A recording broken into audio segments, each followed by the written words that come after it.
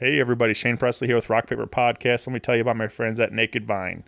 Located at 1624 Clarkson Road in Chesterfield, Missouri. Serving up all your finest wine, whiskey, tequila, and local craft beers. Stop by and visit them for some great live music this week. On Thursday, April 11th, Phil Wright and Carson Mann will be out there. On Friday, April 12th, the Scandaleros. And on Saturday, April 13th, Diesel Island. You can find all this and more at nakedvine.net. Be sure to follow along on Facebook, Twitter, and Instagram. And I return to Naked Vine with my singer-songwriter storytelling showcase on May 14th with Billy Crogan and Tony Compton of Les Gruff and the Billy Goat, along with Karen Choi. Do not miss that show. It's going to be a great night. $5 at the door, 7 o'clock start. Again, we do that every second Tuesday of the month. So join us at Naked Vine. Also want to tell you about my friends at Joseph Meyer Club.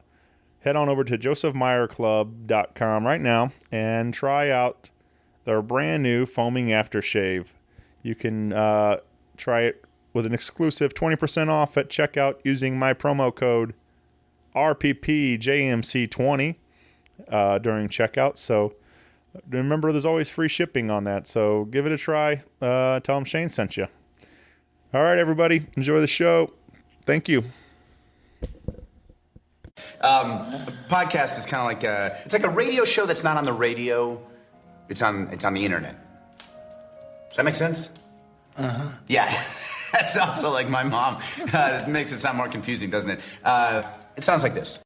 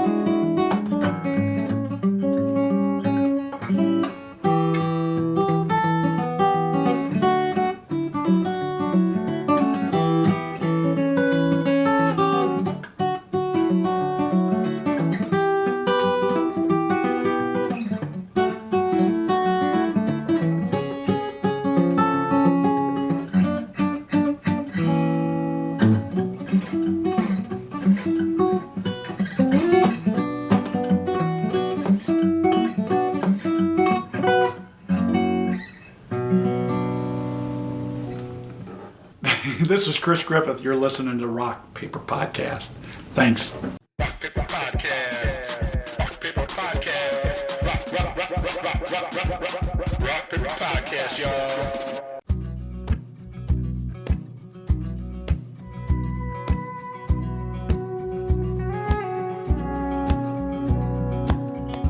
At the house, out in the yard, we're in the kitchen. Check the drawers, under the bed, over the moon. Please don't burst my childish balloon.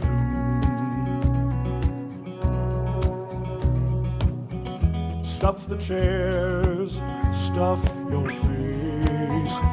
Run the light, win the race. You can't see what's left behind.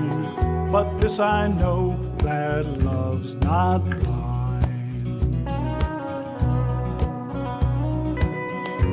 Looking for a reason why that this won't end with your typical goodbyes. But I can't see the forest for the leaves.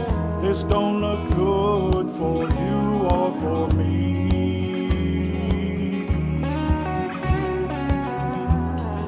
Work, go back home.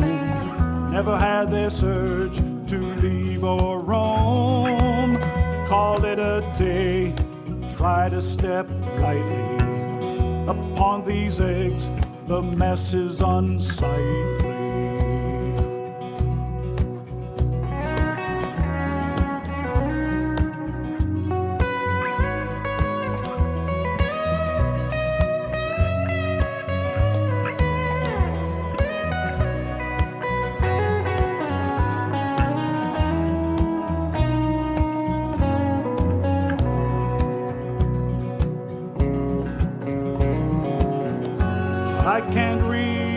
between the lines. Today's gossip is tomorrow's headlines. Who are you? What's with me? I look at life for what it could be.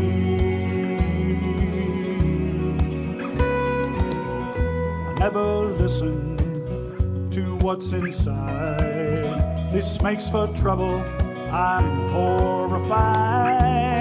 Remember my birthday, forget my age, and close the book on this silly crusade.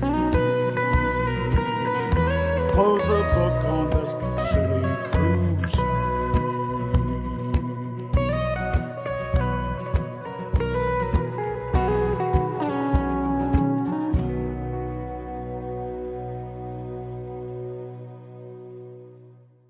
Hey everybody, Shane Presley here, Rock Paper Podcast, coming to you from St. Louis, Missouri. Hanging out today with Chris Griffith. Welcome to the show, my friend. You bet. It's great to be here. Yeah, man, this is cool. Anybody that's been following this show for a while, you've probably heard me say this a bunch, but I started a lot of these shows this way lately. That meeting people for the first time on the mic, and that's again the case today. We've been having a good time hanging out, getting to meet before press and record, but I thought this would be a lot of fun to get to meet you and get to share some of your stories and songs, and we did some live jamming, which was a lot of fun too. And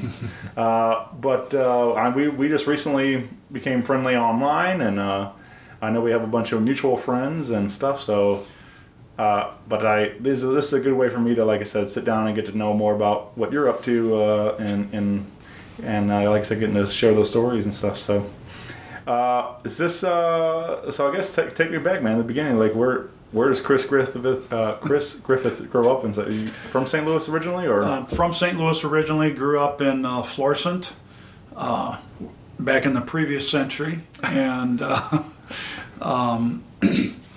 I started playing when I was 10 years old. Yeah. Is it a family thing, or?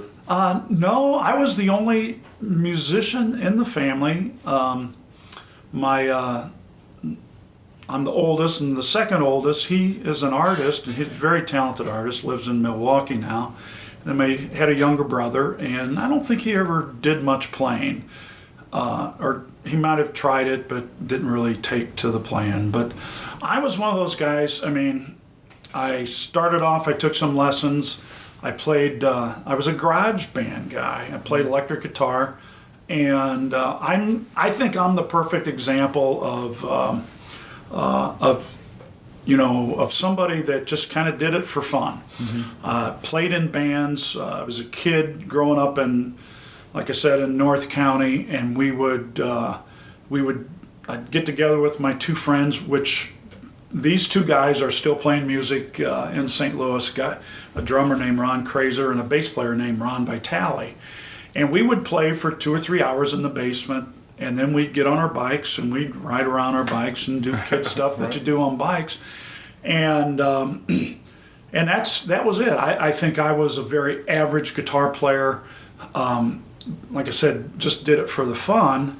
When I was in high school, I heard this album. A friend of mine, I was over at his house. He said, "Hey, listen to this new album," and it's the first group other than the Beatles to record on Apple on their own label, and it was this guy named James Taylor, and playing the acoustic guitar. And that's really when I fell in love with the guitar. It was not the electric, but the acoustic guitar. And so I ended up going out and getting me one, and that's when I started playing with my fingers. And there's an instrumental on that album called Greensleeves, an old traditional.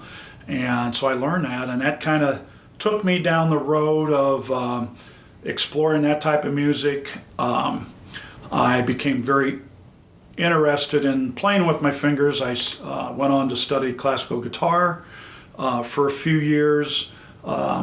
Was in the program at UMSL. Had a teacher from Wash U. Realized that I really wasn't cut out for classical guitar. My hands aren't big enough, and my personality's not big enough either. And so I stopped with the classical guitar, but a lot of the techniques that I use, I learned studying classical guitar. Ended up moving to Nebraska when I was 21. I just packed up everything and I took a summer job in Nebraska, and I didn't come back for close to 10 years. And while I was in Nebraska, then I started doing some singer-songwriter type stuff up there. Lived in Lincoln and played in some of the local places. The most famous one, which is still there, which I'm shocked, it's a place called the Zoo Bar, and I used to play there during the week, and then they'd bring in kind of big name blues people on the weekends. Right. Saw people like Buddy Guy and Stevie Ray Vaughan. And so that's where I started. And I did the singer-songwriter thing till I was about almost 30. And then my daughter was born, and I packed the guitars up, and I didn't touch them for 19 years. Wow. And then when my youngest, my son, when he turned 16 and got a car, he didn't need Dad to take him everywhere. So I was kind of bored, and I started playing again. And so I've been playing a bunch since then. Yeah. You that's crazy to think that you would just shelf it for, almost. I think in 19 years, I bet I played 3 or 4 hours. Yeah. And one of them was for a wedding, for a friend of my wife's, and I just went out and noodled some instrumentals, but that was pretty much it. I just didn't have time. I mean, sure. When you have kids, you don't have a whole lot of time. Yeah, I get a lot of that. My buddies, they obviously, I'm 33, and all my friends are, at that point having babies and things, and they all look at me like, "How do you do that, man? How do you do all this stuff you do?" And I'm like, "Well, I don't have babies. That's a big part of it.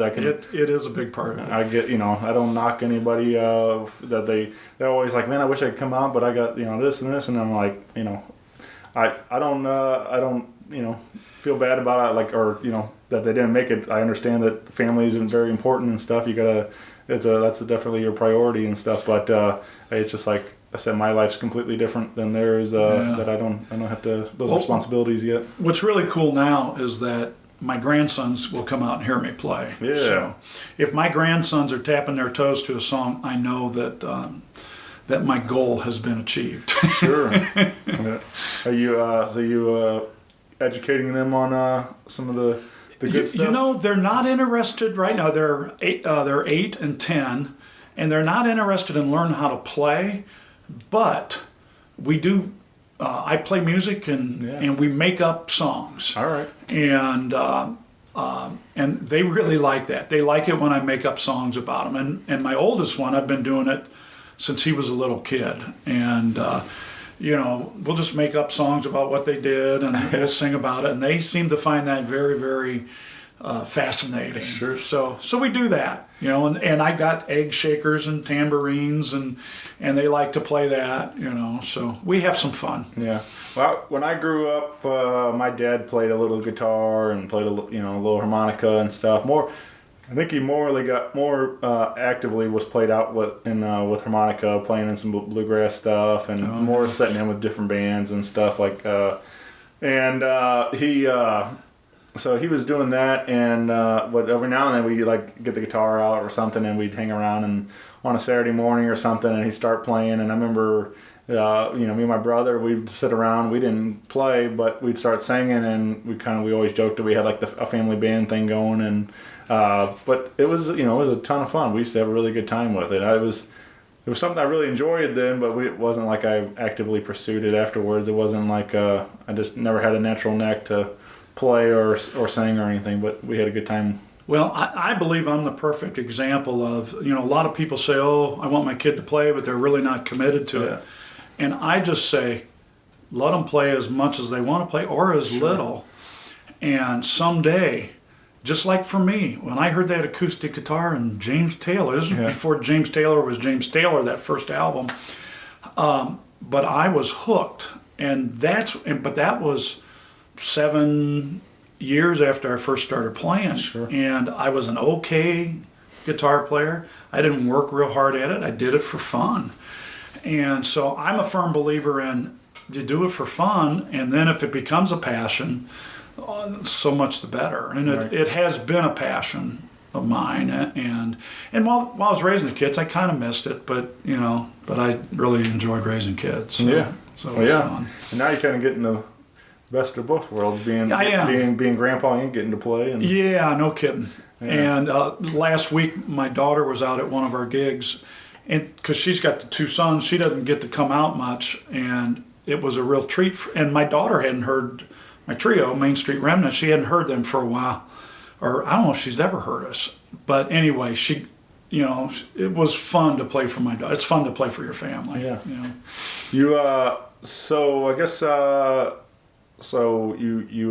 in Nebraska then still? I was in Nebraska until 1983. And so your daughter, your kids are grown and you start playing again. You bet. When do you decide like this is something I need to start getting back out and doing shows and so right around 2000 I started playing again. Which, if you do all this math, I'm really old. But I started playing again in 2000, got kind of serious about it in 2001, had gone to some open mics and really got the bug to play in front of people again. Now, if that wouldn't have worked, I'd still be in my little studio here playing my brains out. It's fun to play for people.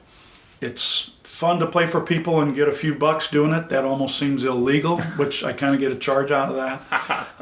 But my big thing, I've got some friends that they live to write songs. And I mean, that's it. That's all they want to do is write and record them. And I'm not knocking that. I think it's a great focus. For me, I like writing songs. I like coming up with the songs. But for me, the big thrill that I get is to play music out in front of people and make that just make that connection and communicate with people through songs. I love doing my own songs, but I love taking somebody else's song and making it, putting my fingerprints all over that song. And so I really enjoy that. But I do enjoy that interaction. And some venues in this town are better for that than others. Some places, when I do instrumental music, I'm mostly background music. I recently played the Soulard Art Gallery for an opening, background music, but still I get to play my songs and I end up talking to a lot of people. So I really enjoy that. Enjoy just a lot of the aspects of, it's interesting to see how people relate to music. Sometimes you'll play one of these gigs, or as we call them now, shows, and you'll think, nobody even knows I'm here, and you can get kind of down on yourself and kind of beat yourself up.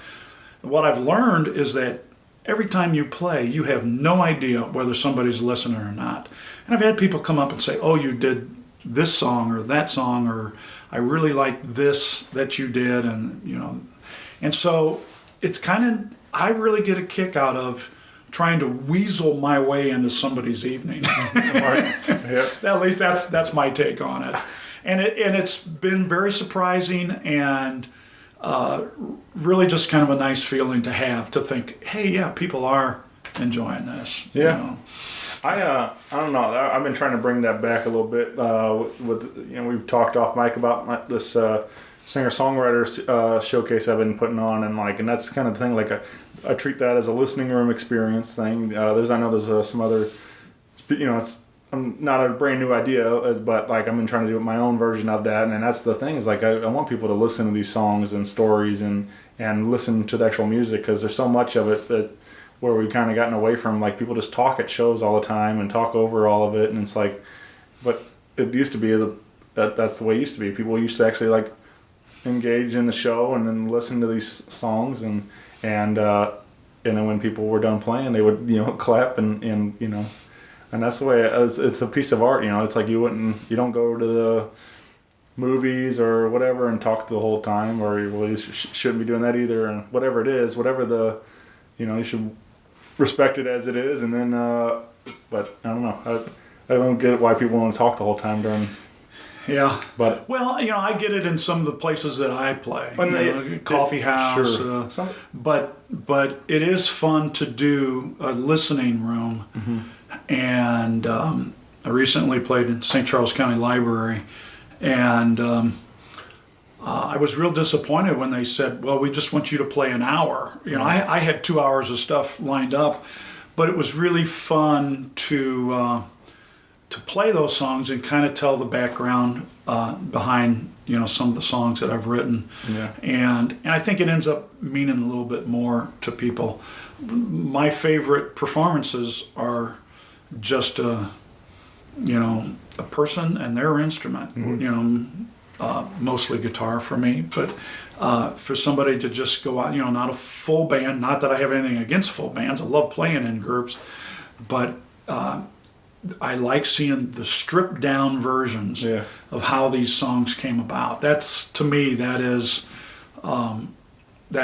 the real deal. Yeah, man, I love that stuff. I mean, that's again kind of the backbone of this podcast too. I love getting guys on to play live and stuff. It was exactly what we did today. We did some stripped down acoustic live in the studio down here. You bet. And let's talk about one of these. You played New Ground, which is the title track of your record. That's right. So let's talk about this song. Recorded that or it was released in April of 2016, and that song is a fairly old song that I wrote, and I don't know how all songwriters do it, but I'm looking for ideas constantly. I've got notebooks and pencils in cars, and I try to keep with me. I was driving down I-64, and I drove by this building, and it said New Ground on it. And then I saw the newspaper, and there was an article, and it said New Ground is breaking new ground on a new building. And I went, oh, that's a good idea for a song.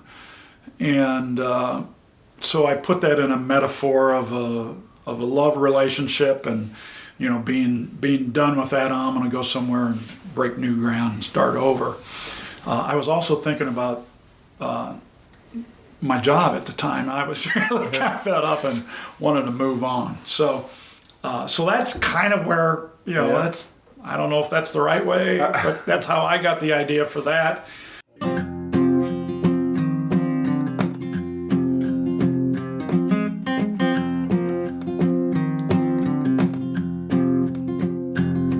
I'm breaking new ground tomorrow. I just can't take it anymore. Breaking new ground tomorrow. Think I'll show myself the door.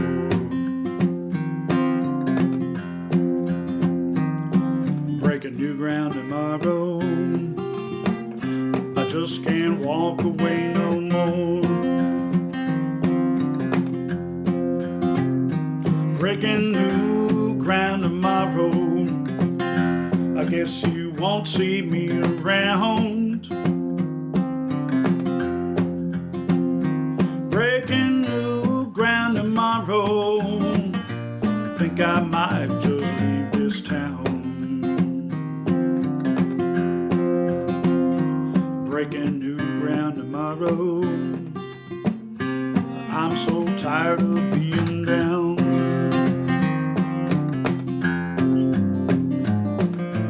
I'm so gone that I'm not even here. Just call out my name and you'll see. Get in my ride, won't even say bye. Call out my name and you see. Call out my name and you see.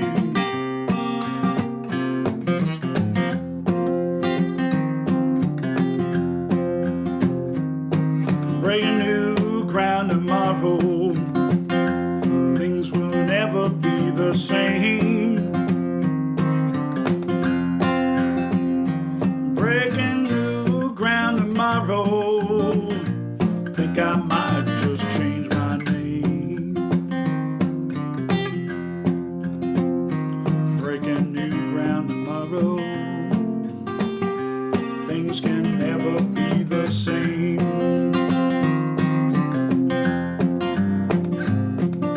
And I'm so gone that I'm not even here. Just call out my name and you'll see. Get in my ride, won't even say bye. Call out my name and you see. Call out my name and you see.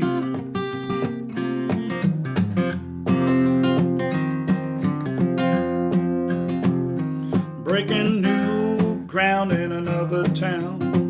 New ground I'm lost and found. New ground, no merry-go-round.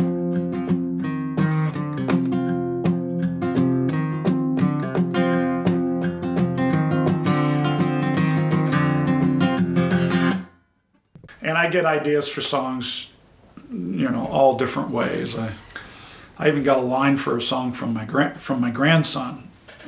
Yeah.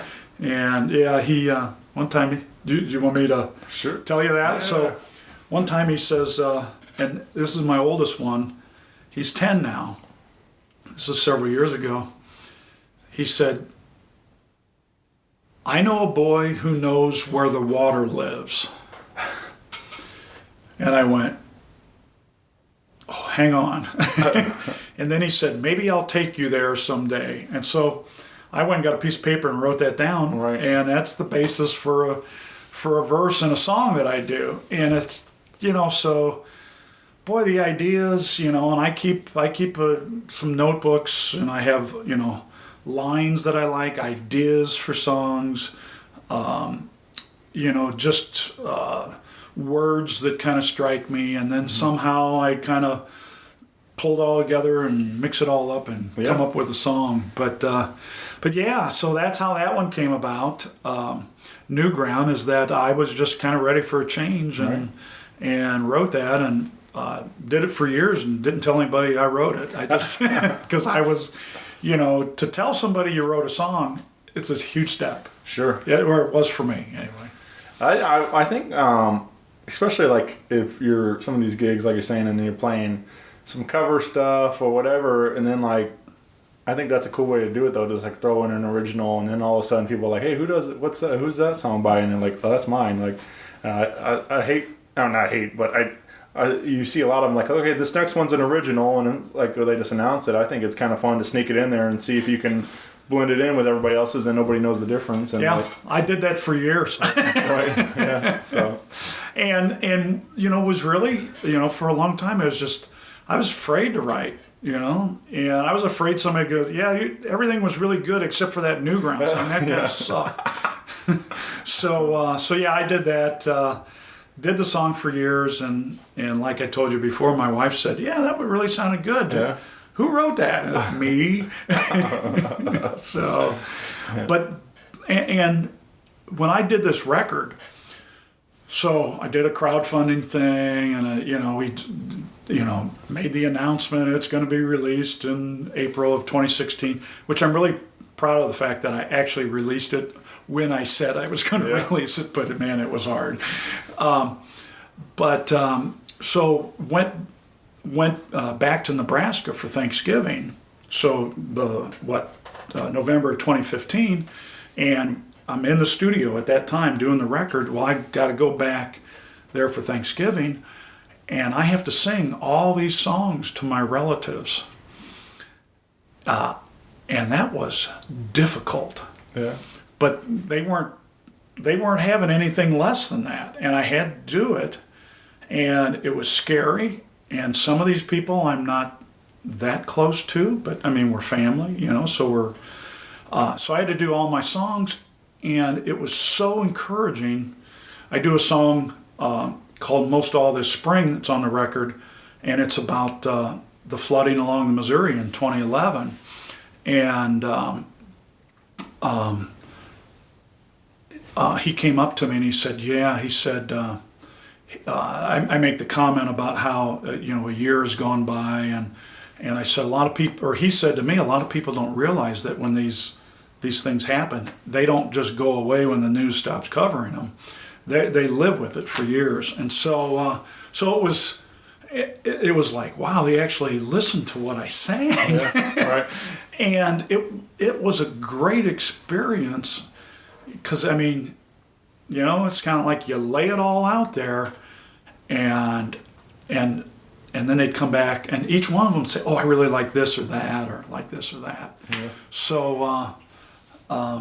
So it really opened my eyes, and that's when I really thought, I'm going to have some fun with this. You know, I don't know if I have a lot to say, but I have emotions, and other people share those same things, and so I'm going to start trying to share it in songs, and I've enjoyed it. So you've only been really focused on songwriting for last few years? No, I would say for maybe 6 or 7 years.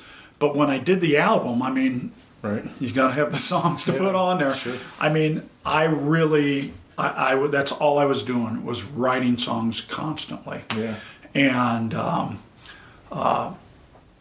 since then, and before then, I'd write maybe 2 or 3 a year, but a lot of them I don't ever do. Mm-hmm. You know, a lot of those songs, you know, didn't make it on the album.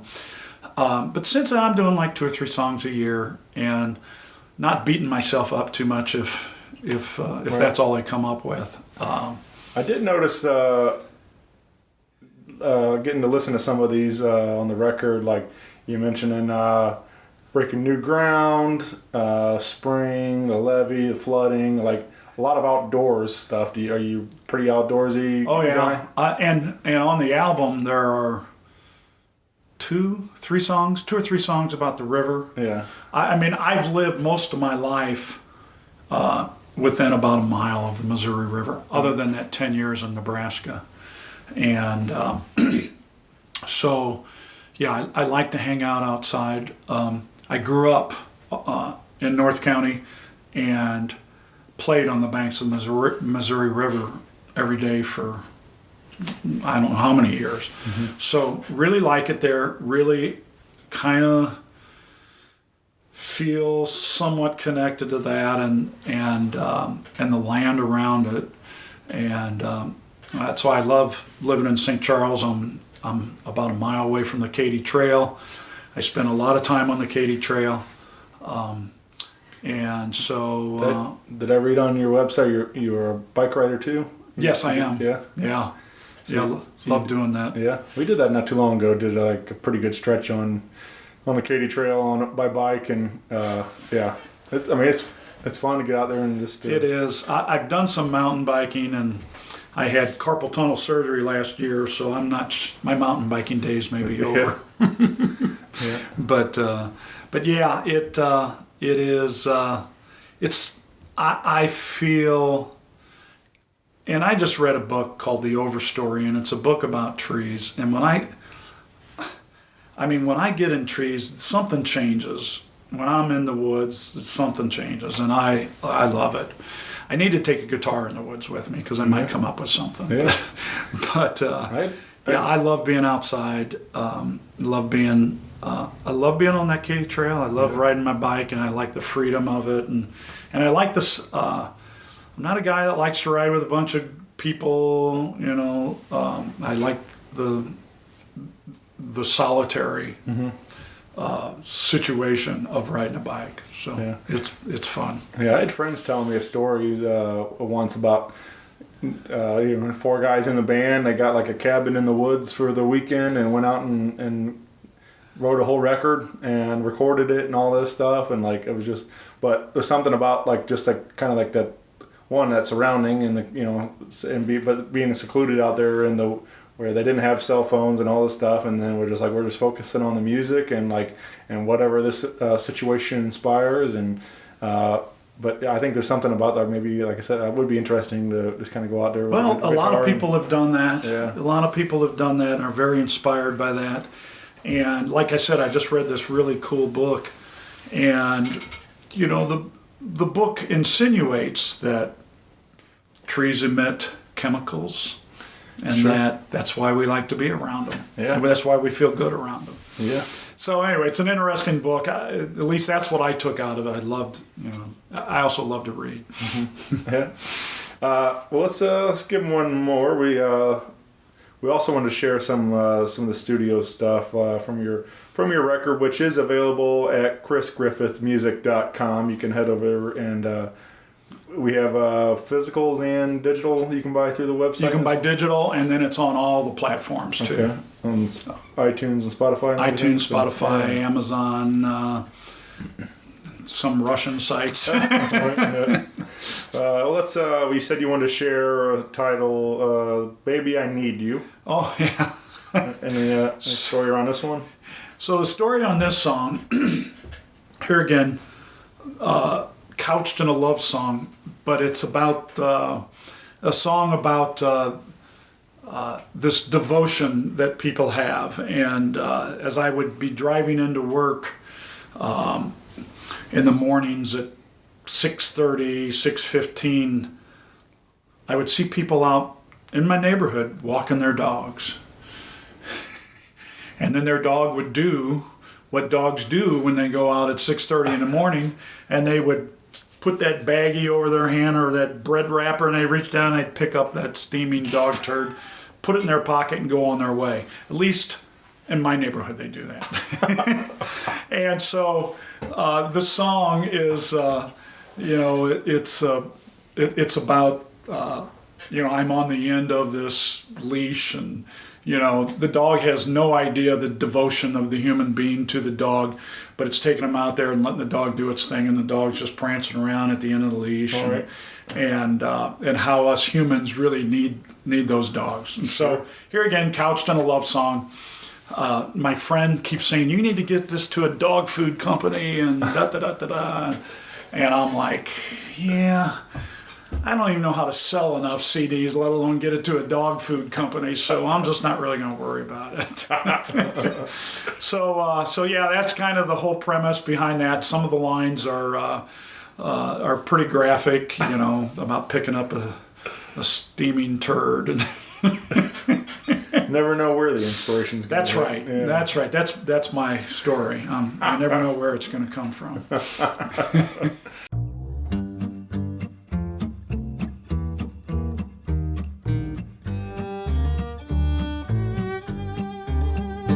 Baby, I need you, can't you see? Baby, I want you, I'll get down on my knees. I'll deal with all the strife, I need you in my life. Baby, I need you, oh, can't you see? Honey, I want you, it's sad to say. If you're not near me, it's hard to start my day. I'm discombobulated, lethargic and stagnated. Honey, I want you, it's sad to say. You hurt me from time to time. Can't keep myself from the scene of this crime. I'm at the end of this tethered road. Don't know where to turn to next. I'm running out of hope. Baby, I see you, you don't see me. When we're walking down the street, your head is held up high. I'm just trying to get by. Baby, I see you, don't you see?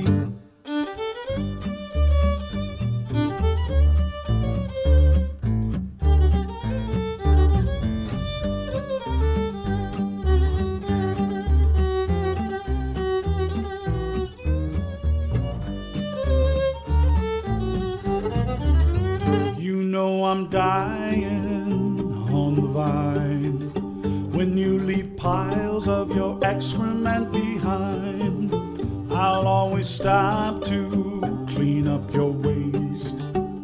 It's still steaming, but I pocket it, then I leave in haste. Baby, I love you, you just can't see. Baby, I need you, you just don't think you need me. You used to listen when I talk, now all you want to do is walk. Baby, I love you, can't you see? Baby, I need you, can't you see? Baby, I see you, oh, can't you see?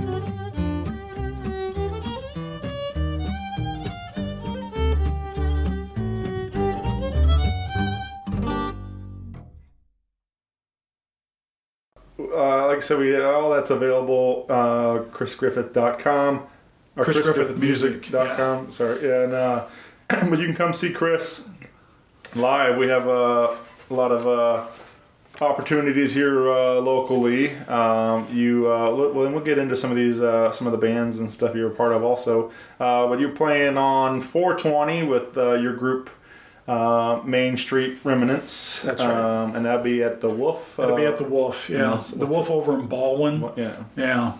Yeah, I've been over there. Did a podcast over there one night. Oh, did you? And with Sean Corey and I know Sean. Yeah, it was we had a real good time hanging out, and but yeah, real nice little spot there. And yep. Yeah, we really enjoy playing there.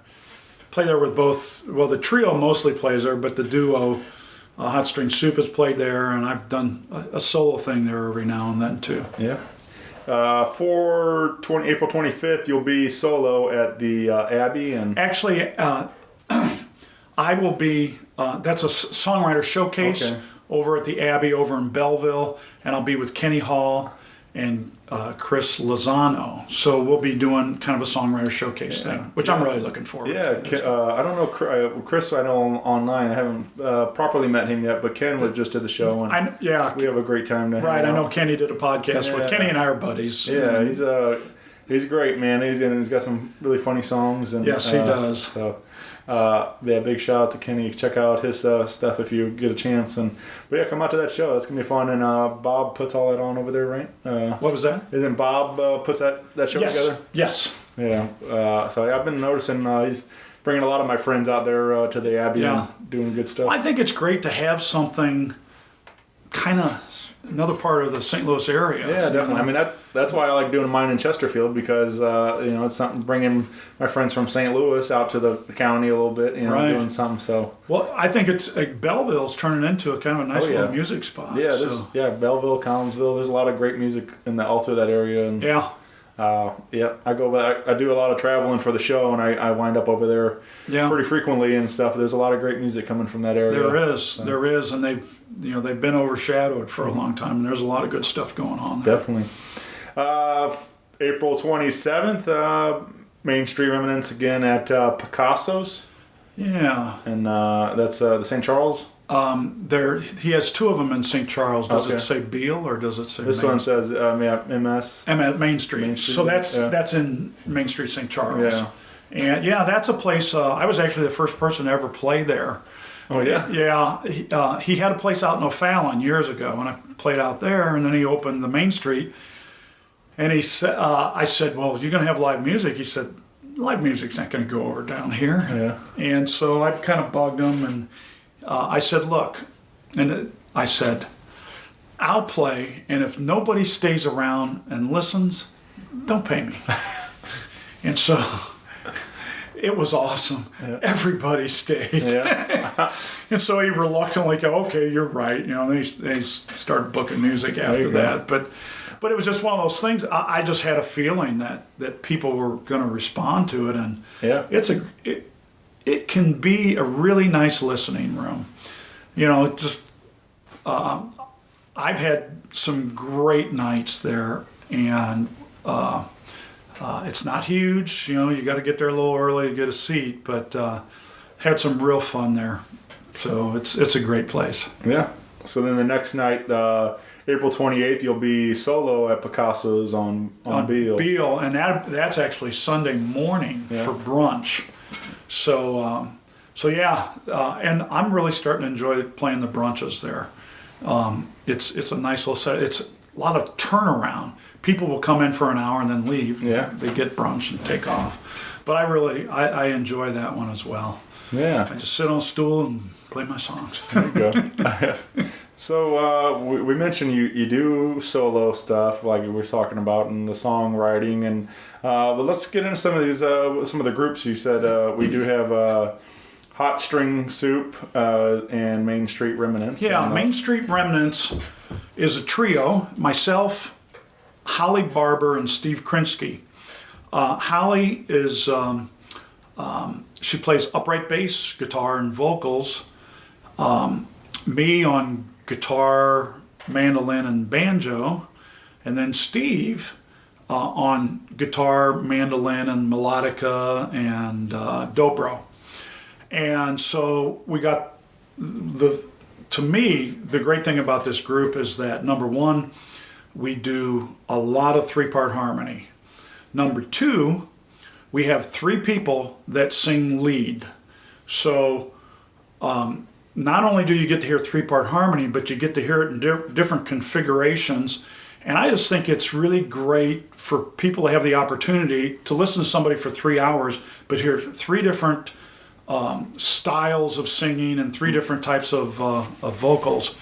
And then we do a wide variety. I mean, we do Prince's When Doves Cry on mandolin, upright bass, and I kind of play percussion-y on the guitar. We do some jazz stuff. We do some bluegrassy sound stuff. We are all over the board. Yeah. And we have a lot of fun, and we do a lot of three-part harmony. And I think that's the strength of that group is the three-part harmonies and the variety of the vocals. The duo is Steve Krinsky from Main Street Remnants. Steve and I have known each other since high school, and we played together in high school. Of course, then we went our separate ways, and we tried to figure it out the other day. It's 8 or 9 years since we've been playing together again, and we started off as a duo and did things a little differently back then, and then Hot String Soup became a trio, and his brother joined and played bass. His brother is the original bass player in the Bob Cuban Band, and is the guy that wrote the song "The Cheater" from back in the '60s. And his brother's name is Mike Krinsky, and Mike played with us for several years, and here again we did a lot of three-part harmony.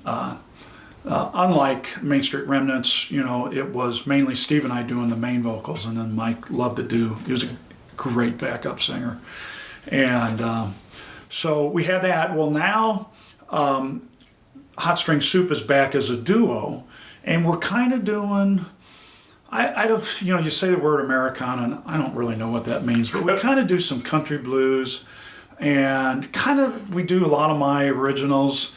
Steve's a great singer, so we'll just do kind of a variety of stuff. We just like to say it's kind of toe tapping music. And here again, I used to try to keep things really kind of in a silo of what we're doing here.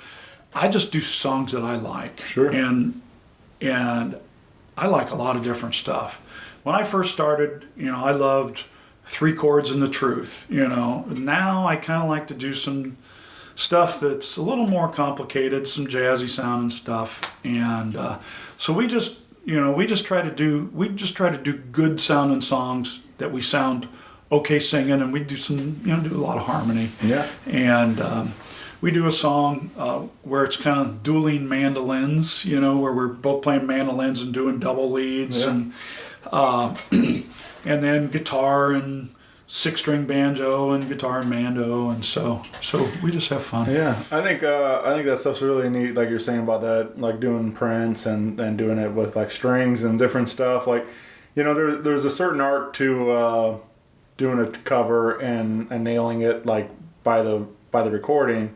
But there's also, I love when people just take their own liberties with it and make their own arrangements, or change it up to where strings or whatever it is and different things to kind of make it their own, like you're saying. Putting your own stamp on it, and so I don't know, it's just always fun. I also, one of my favorite things is sometimes when you change a song enough to where like somebody's kind of listening, like it's kind of familiar, and then all of a sudden it gets that chorus or whatever, and everybody sings along, and all of a sudden, there it is. Like I know, so it's just kind of fun when you can totally rearrange it to where nobody even hardly recognizes it, but then you start listening to the lyrics, and then it makes sense. And so we do an old '80s song. Was it called "Take on Me"? Oh yeah, Aha. And by Aha, yeah. And it's guitar, mandolin, and upright bass, and it's kind of almost bluegrassy sounding, but you know what the song is as soon as we start playing it, and And it's fun. And a lot of times when we do that, I like to, and it's, especially if it's a song that's kind of ingrained in your head, you know, from hearing it on the radio a gazillion times. And I just don't really listen to it. You know, I mean, it's like, okay, I know how the song goes, but I'm trying to put my fingerprints on it everywhere that I can. Yeah. And I think that's what really can make things unique. I do a version of Midnight Rider, Greg Allman's song, but I do it on 6-string banjo, and it's real haunty sounding on a 6-string banjo, and you know, and I like how different it is. I like having that, you know, that different sound. Yeah. So You get do you listen to much current stuff at all to play out, or do you? I've always, I think it's interesting when somebody asks a musician what they listen to, Right. and I listen to a lot of songwriters. I don't know what's current or not. I'll be honest. Yeah. I don't know if this stuff is current or not. Yeah, I just didn't. I mean, like, especially like doing coffee house stuff like that, or wherever you get people requesting, you know, different guy, you know, players or whatever. If you Yeah, you know, I mean, I listen to people like Daryl Scott or John Gorka, which I know these aren't big time names. Right. There's a lot of stuff that I've listened to in my past, but I find it interesting. The places that I play, I don't get a ton of requests for cover music that would make me throw up to do, which, and maybe I just emit that. But I've been lucky in that, and I would say it in some of these places that people are very respectful of what you're trying to do, and I think that maybe is a somewhat new thing where people are, when they hear somebody and they're doing original music, they kind of try to respect that. You know? I try to stay, you know, I try to be picky about where I play. I mean, I'm not opposed to doing cover songs. It's, you know, but you know, a lot of places they want to just kind of hear you regurgitate what was on the record, and I don't have an interest in doing that. Yeah, you know. Sure. Probably couldn't do it anyway. Yeah, I just you know, especially working in a bar, like, it's funny how many people like saying, you know, that we have it actually carved on our stage. It says no wagon wheel, and like, you know, it's funny how many people like, you know, that song in particular, and there's a bunch of them, but like the same handful of requests like all the time, like, and there's wagon wheel. There's from my day, there's Stairway to Heaven. Sure. And I used to, when somebody would request Stairway to Heaven, I've got a, you know, and I would play it like real quick finger picking style, and people would go, you know, they'd get this weird look on their face, and then I'd do House of the Rising Sun in that same, you know, real jumpy Chet Atkins sound, and I, you know, and I'd say, I hate both these songs. You know? I just House of the Rising Sun. I mean, from the, you know, the day I touched an instrument, people were asking me to play it. Yeah, I just don't. I just went to Guitar Center yesterday. I was telling you, I went over there, and there's a great scene in Wayne's World where he grabs the guitar and he does Stairway, and they immediately shut him off, and he's like, and they point to the sign, you know, sign. Yeah, no Stairway. And I've actually seen the no wagon wheel sign in many different places, and I really appreciate it. We in the trio, we actually do a song by Old Crow, and it's called "I Hear Them All," and it's a politically conscious song, and so we do that. If somebody asks for a wagon wheel, we give them this, you know. And but I will say I have played wagon wheel a few times too many. Yeah. We do. We haven't had that requested for a long time, and Yeah. depending upon where we're playing, if it's a new place, we'll play it, and but we avoid it at all costs. Yeah. And then we make fun of the people afterwards. Well, let's get one more in here. This is another live one we did called Down Here on the Levee, which it sounded great, and especially was pretty appropriate for the day. We talking about the flooding in there, and it's not that today's flooding, but just all the rain we've been getting the past couple of days. Like it just, it's definitely the creeks are on the rise, and You bet. so I wrote that song at the end of 2015 in December. The end of December, we had tremendous flooding then. And I had just come back from that songwriting workshop in Nashville, so I was really fired up. I was going to write one song a month. But that's when I wrote it. What it did is I'm seeing on TV, and I'm seeing people filling sandbags down in Eureka and Valley Park, and it just jogged something in my head. And though we had a lot of flooding in '93, and I actually mentioned '93 in the song, back in 1973 we had flooding along the Missouri, and I lived up in North County, and this is how long ago this was. You could get out of school to go fill sandbags back in 1973, which I thought was an awesome idea. Anything to get out of school. So I got out of school, and I went down to that levee, and I was filling sandbags, and I got quite the education. And I wrote this song, Down Here on the Levee, and it wasn't. It was, number one, it was dangerous because they were afraid you're going to fall in the river, and they find you in New Orleans in a couple days or something. Right. But there were some seedy characters down there, and it was hard work, and it was my first brush with hard labor. I was still in high school, and it was my first run-in with really hard labor, which I've been running away from it ever since. But I came up with that song,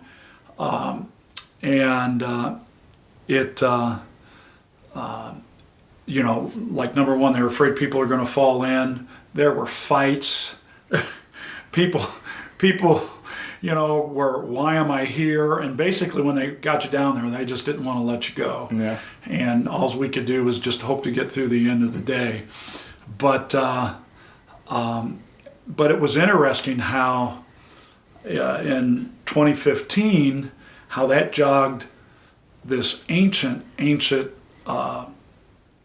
memory of something in 1973. I was 18 years old then, and so sadly it's a song that becomes current every now and then, and from what I saw today, it's like in a couple of days we could be back with a tremendous amount of flooding, and so it's and here again, like I mentioned before, it'll be in the news, but when the waters go down, there's still all that damage, and it just takes years to recover from it. And and here again, I do have this somehow I got this connection to the river, and I do think about it often. And when I lived in Nebraska, I was really lonely for rivers. They only have like one big river there. But yeah, so that's how I came up with the idea for that one. Right. And all of a sudden, it just it was really neat because it really came back very vividly, and I had kind of forgotten about it. Yeah.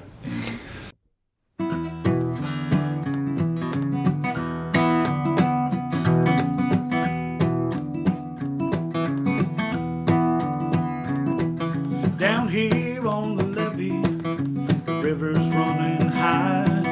The creeks are full, the rain won't stop. We haven't seen the sky for 2 months, at least it seems that way. I'm soaked to the bone, and I give both my teeth just to spend some time at home.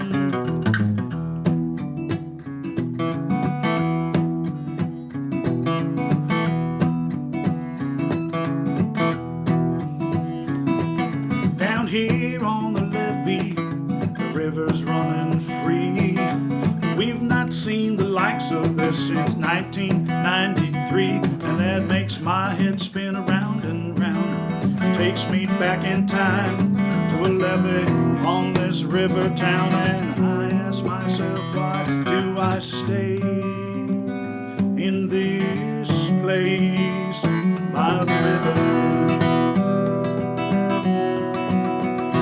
Do I stay in this place in my mind?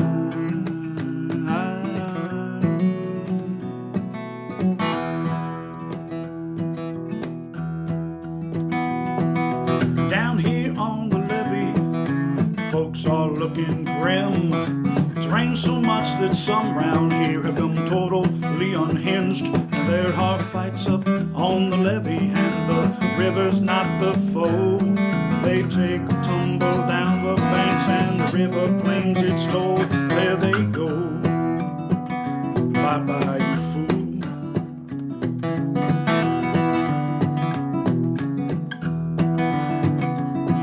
Down here on the levee, oh, there's nothing much to do except shovel bags of sand and dirt and pay the devil what he's due. And it seems like that he wants more and more with the river's rising tide. Most all of us, we plan to leave before the sun will rise on this levee.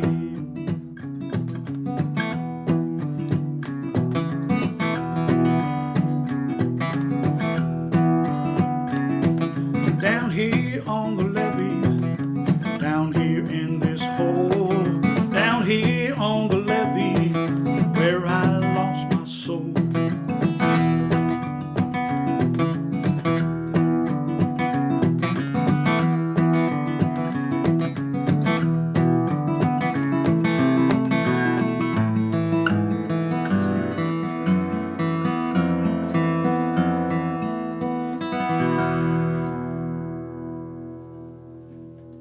I think it was Joe Bazzelli.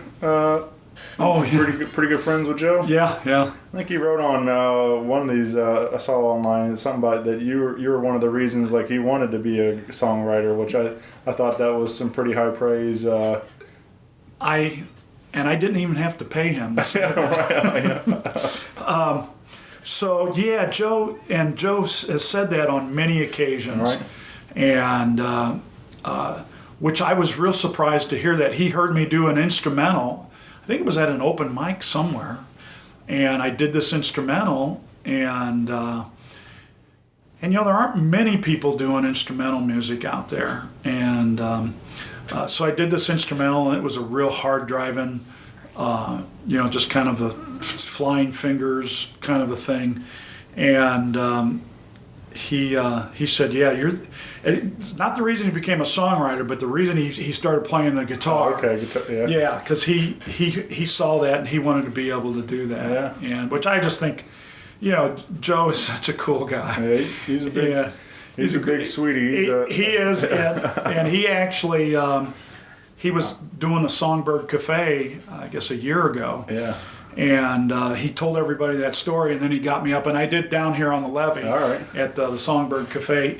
There's a time in their showcase where they do a song that they wish they had written, and Joe never does that. He always gets somebody else to perform. I didn't know that, so I got up and I did Down Here on the Levee,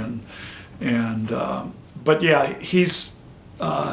I didn't know you were going to bring that up, but yeah, he said that, and Yeah. I'm very honored that somebody heard me play and decided they wanted to play the guitar. Yeah, that's got to feel good, man. It does. It really does. And especially, I mean, you know, I just think that's the cool part about music, and like you're saying, you never know who's listening sometimes at some of these shows, and like the fact that you could inspire Joe or anybody to play, and then they go inspire somebody else, and the ripple effect that you could have on everybody. So I think that's a really something neat to think about.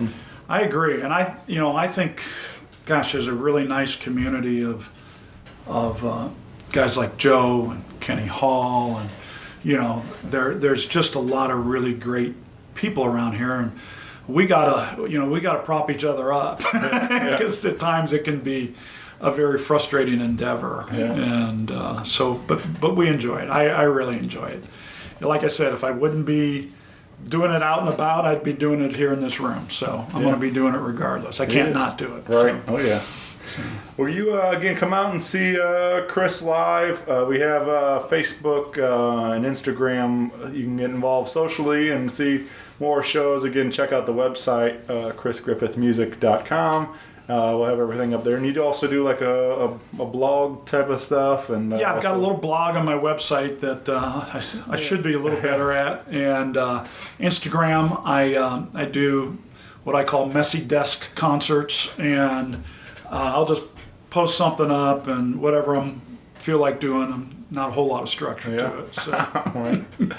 But this has been an incredible time, and I really appreciate you doing this. I enjoyed it. Taking some time out to talk with me, and let's do it again sometime soon, man. You bet. All right. Awesome. Well, thank you, Chris. Thanks, everybody. Bye. Bye-bye. Rock Paper Podcast. Rock Paper Podcast. Rock Paper Podcast. Rock Paper Podcast. Well, yeah, that was it.